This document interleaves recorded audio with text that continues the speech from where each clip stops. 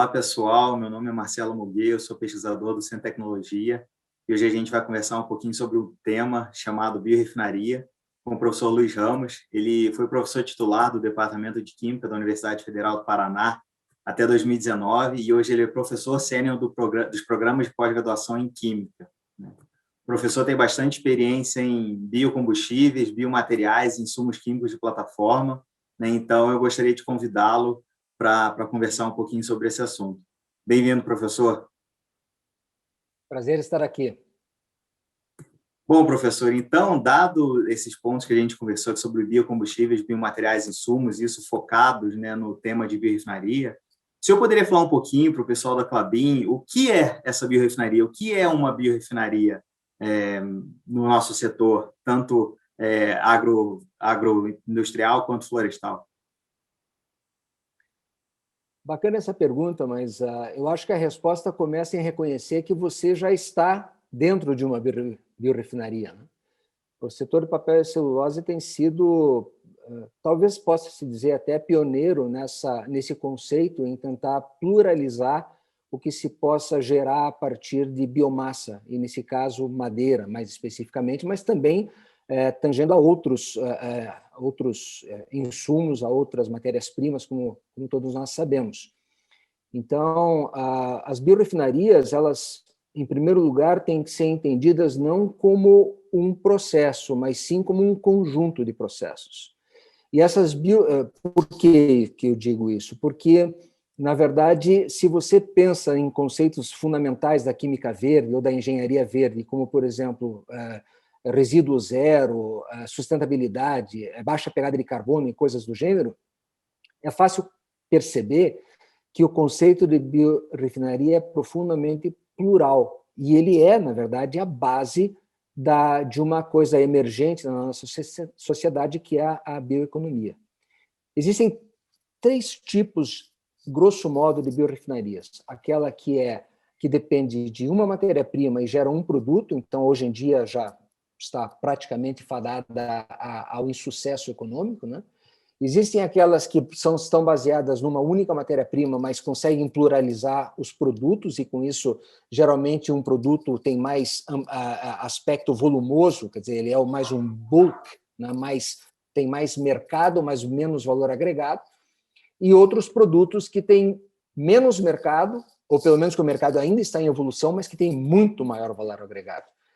E, por último, as biorefinarias de terceira geração, que é o que a gente busca e o que eu acho que também a Klabin está buscando, né? É aquela que ela permite a entrada de diferentes matérias-primas, ela é agnóstica em relação à entrada na matéria-prima, ela tem condição de aportar diferentes matérias-primas no processo e, além disso, ela é capaz de suprir diferentes produtos e atender tanto ao mercado mais volumoso, né, ao mercado de commodities, por exemplo, como também em mercados menores que têm uma agregação de valor substancial que até justifica a própria existência da biorefinaria como um todo. Não, legal, exatamente isso mesmo, professor. A gente entende, né, que a Klabin é uma empresa centenária que hoje tem produtos commodities, produtos de grandes volumes, e é isso que a gente vem tentando fazer realmente na companhia, trazer novos produtos a partir da nossa grande biomassa florestal, tanto a madeira quanto biomassa de galho, folhas, entre outros, né? E dado isso, né, quando a gente pensa no futuro, né, pensando até um pouquinho no que o senhor trouxe de sustentabilidade, a gente vê que a nossa unidade Puma, aqui em Ortigueira, ela vem implantando um processo de gaseificação, para gaseificação de biomassa, focado em queima, para uma geração de uma energia renovável. Então, qual que seria a visão sua, professor Luiz, sobre esse assunto de gaseificação para queima e o que poderia ser possível fazer também a partir do produto desse processo? Essa pergunta ela é bastante plural, né? Então, eu vou dividir a minha resposta Na verdade, a tua pergunta já foi dividida em 2 aspectos, né? Aqui uma é a questão energia e a outra é a questão uso de produtos ou coprodutos. Então, na questão de energia, não tem muito o que ser dito, né? As tecnologias existem e a independência energética, base biomassa, é uma realidade que propicia à empresa uma independência energética importantíssima, né? E, além de que você, com essa atividade, base biomassa, você consegue entrar num círculo mais virtuoso, né? No sentido de que você planta o carbono que gera, grosso modo, porque lógico que essa conta não fecha. Não pensemos que fecha, porque ela não fecha. Em todo caso, na questão energética está muito claro que a decisão tomada pela Klabin é uma decisão mais do que acertada. No que diz respeito ao que se possa fazer além disso, além do mercado de energia, aí a coisa realmente toma o conceito de biorefinaria em sua plenitude. Porque fazer energia já é um produto a mais, e um produto importantíssimo e enfim, absolutamente essencial para o processo de vocês, que demanda muita energia. Mas e se você começasse a pensar também que parte do produto, do gás de síntese gerado nessa biorefinaria, não pudesse ser convertido em produtos de alto valor agregado? Agora, de novo, voltando os olhos àquela parcela de um mercado, talvez não tão grande, mas que paga imensamente mais.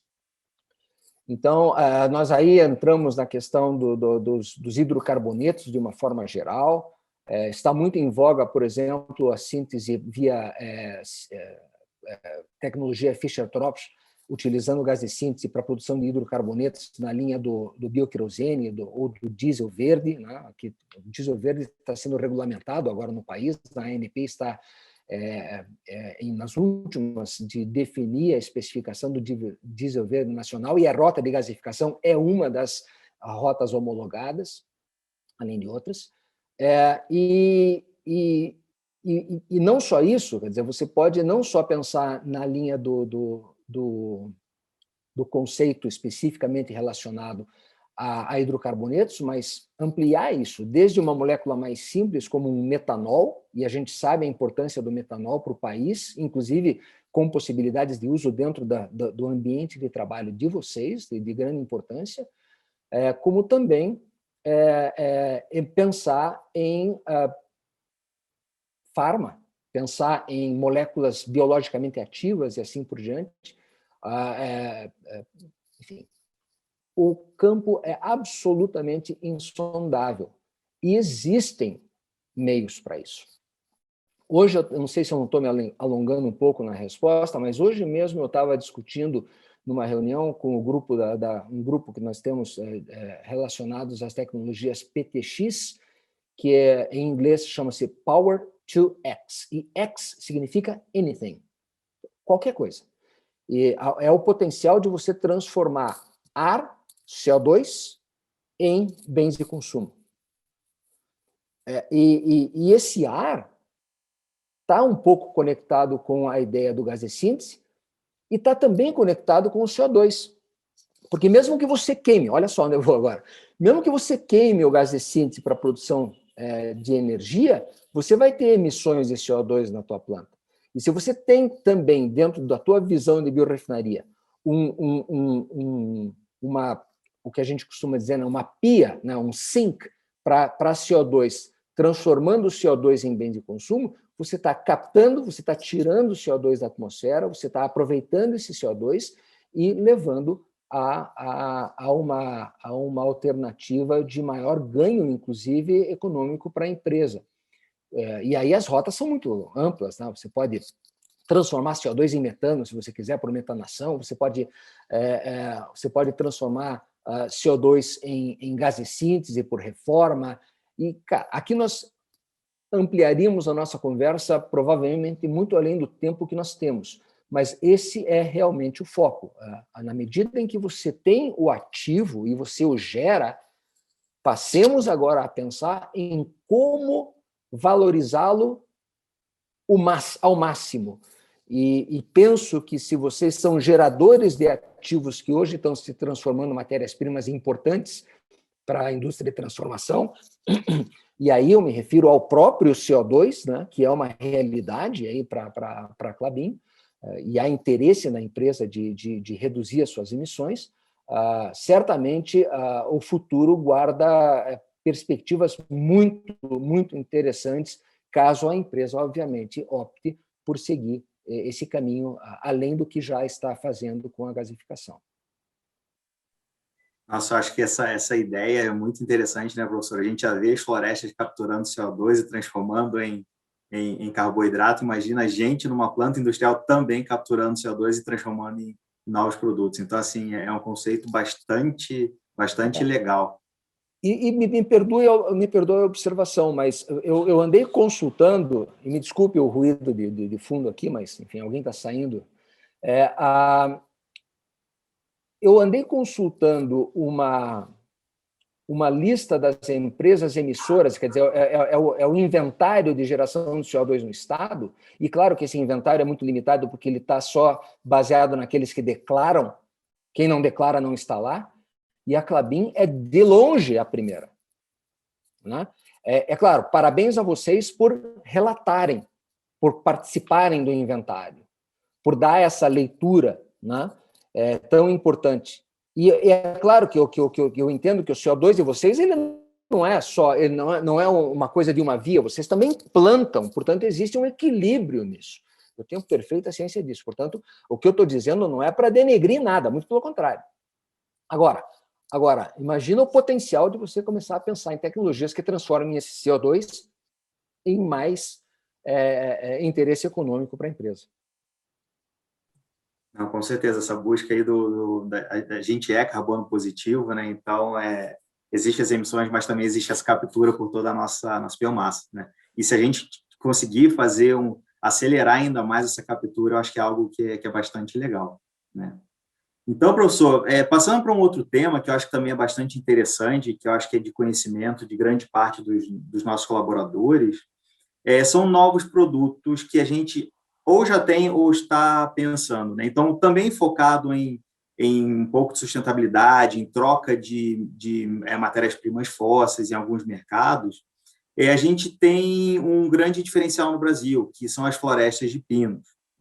Então, as florestas de pinos, hoje, né, a Klabin é grande plantadora de pinos aqui no Brasil, e isso gera certos produtos que outras empresas do nosso setor não têm, né? Alguns deles são, por exemplo, a terebentina, que vem dos extrativos do pinos, e também o sabão e o tall oil, né?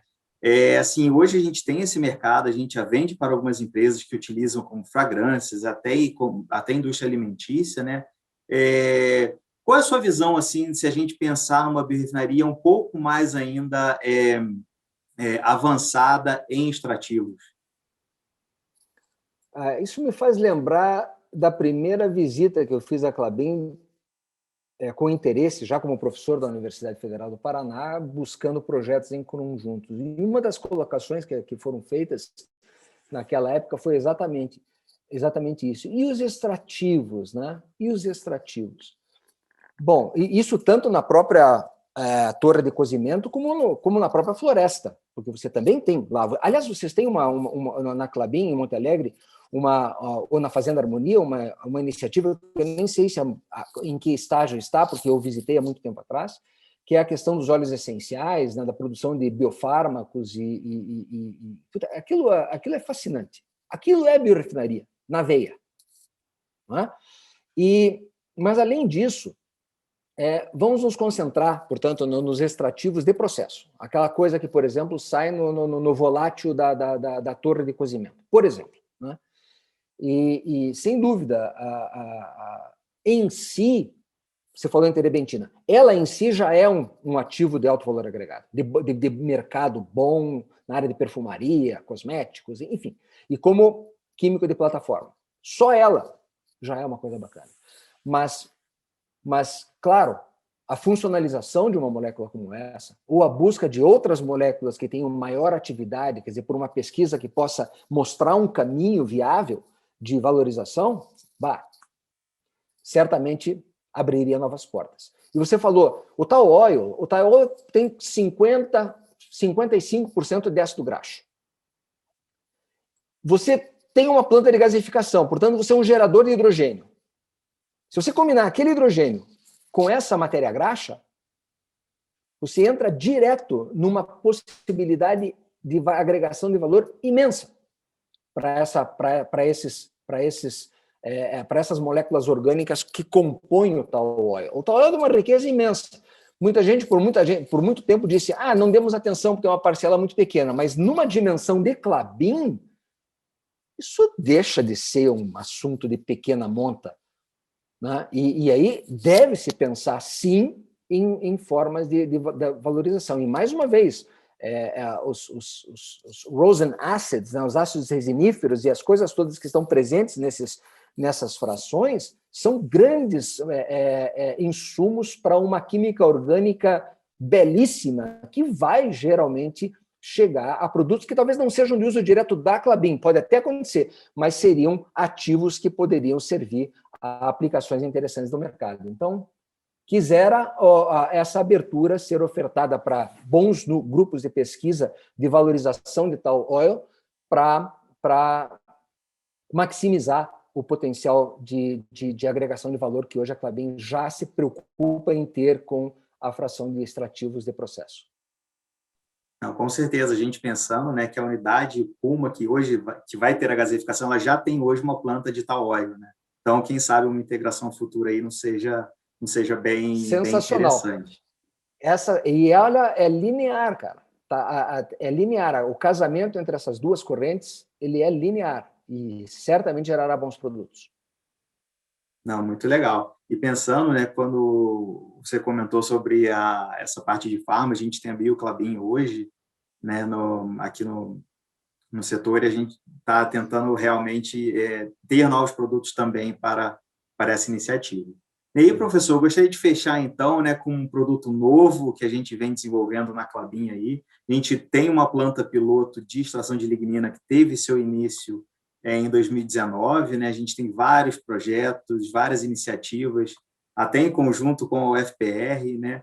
Eu gostaria que o senhor falasse um pouquinho sobre lignina e grandes possibilidades que a gente tem, né? Alguns exemplos bem sucintos para a gente poder finalizar nosso bate-papo. Pois o meu desejo, em primeiro lugar, é estar envolvido dentre os grupos que estão desenvolvendo novos produtos base lignina para a Klabin. A nossa visão hoje em relação à lignina é muito diferente da visão que, por anos a fio, transitou nesse mercado, né, nesse setor. Toda hora que a gente fala sobre lignina, vem aquela famosa frase, né?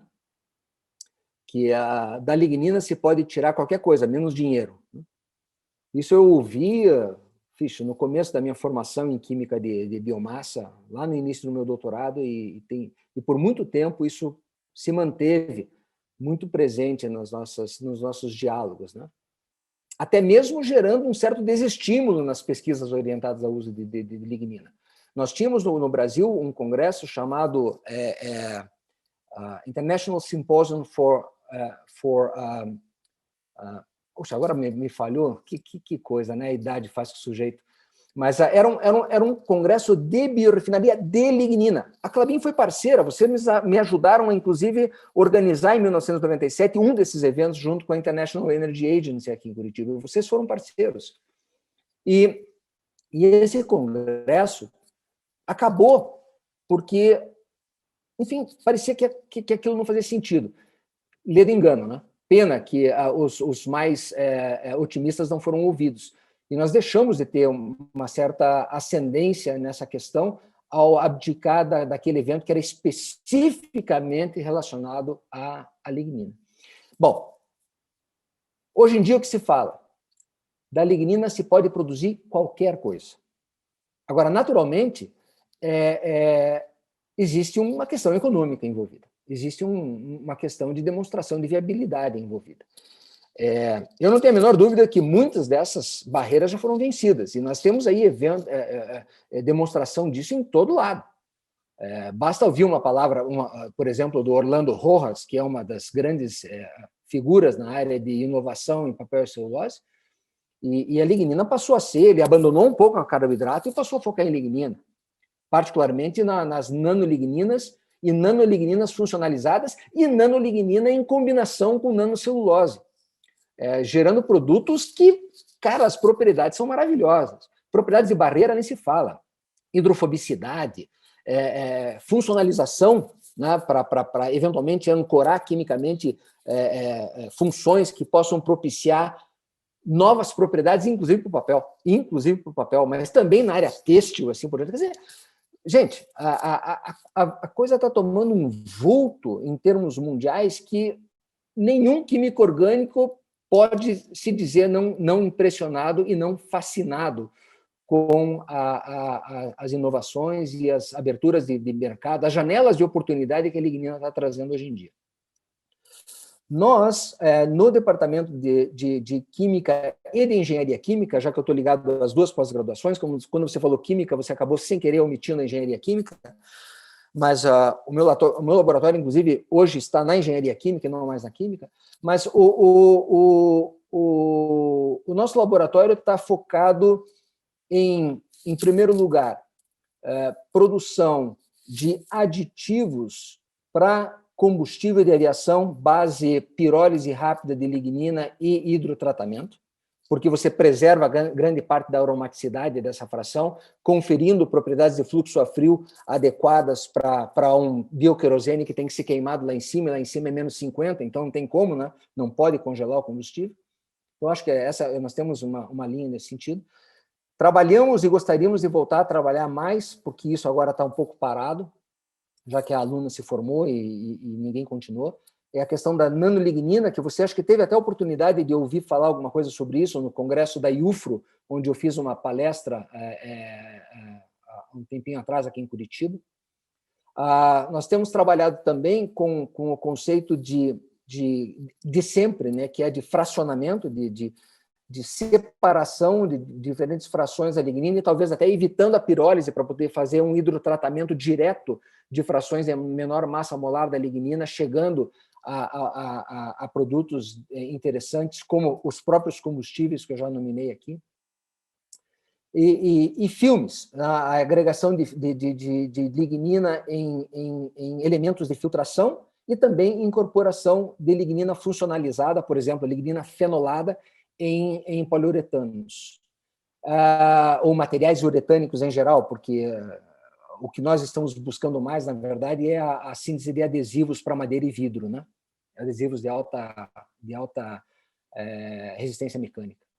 Então, Marcelo, o mundo está aberto para essas coisas todas. E ninguém melhor do que você para dizer isso, porque você, como líder do Centro de Biorefinaria, ou não sei exatamente o nome que se dá hoje, na Klabin, está numa posição absolutamente privilegiada, com uma empresa maravilhosa aos seus pés e com as oportunidades se abrindo de uma forma impressionante. Então, realmente, eu desejo muita sorte para a tua atividade no centro e naquilo que nós possamos, dentro das nossas capacidades, contribuir, pode ter absoluta certeza que nós sempre estaremos abertos e quase que ansiosos a perspectivas de colaboração com vocês.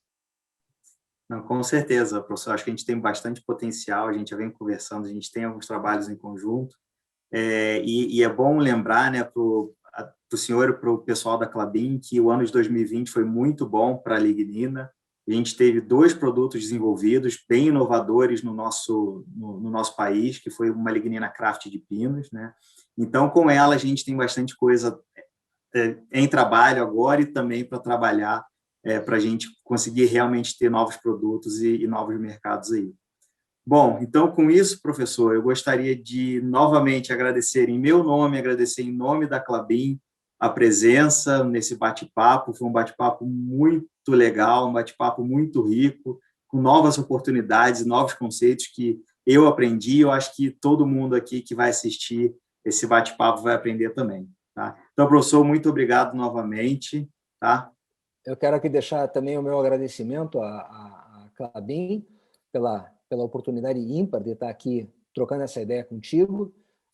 Quero agradecer enfim, a todos que estão aí organizando esse evento, né? Parabenizar pela ocorrência. Eu não tinha ciência dele, né? Então foi muito legal conhecer o evento e estar aqui participando dele. E me sinto meio honrado por ter sido lembrado, né? Dizem que prata da casa não faz milagre, né? Então estar aqui, sendo que nós estamos aí a pouco mais de 200 quilômetros entre nós, né? É um prazer. E realmente ver o estado do Paraná com empresas de tamanha pujança como a Klabin tendo essa liderança internacional fantástica é realmente um grande prazer para todos nós, né? Querendo muito sempre, como ativos do Estado, né, fazer parte dessa revolução aí que está atropelando até, né, o conceito clássico de papel e celulose, já que parece que não há outro caminho a seguir, né? As reuniões da ABTCB estão demonstrando isso claramente. Não tem outro caminho para seguir. A gente tem que manter o core business, mas tem que diversificar também. E eu acho que esse é o caminho.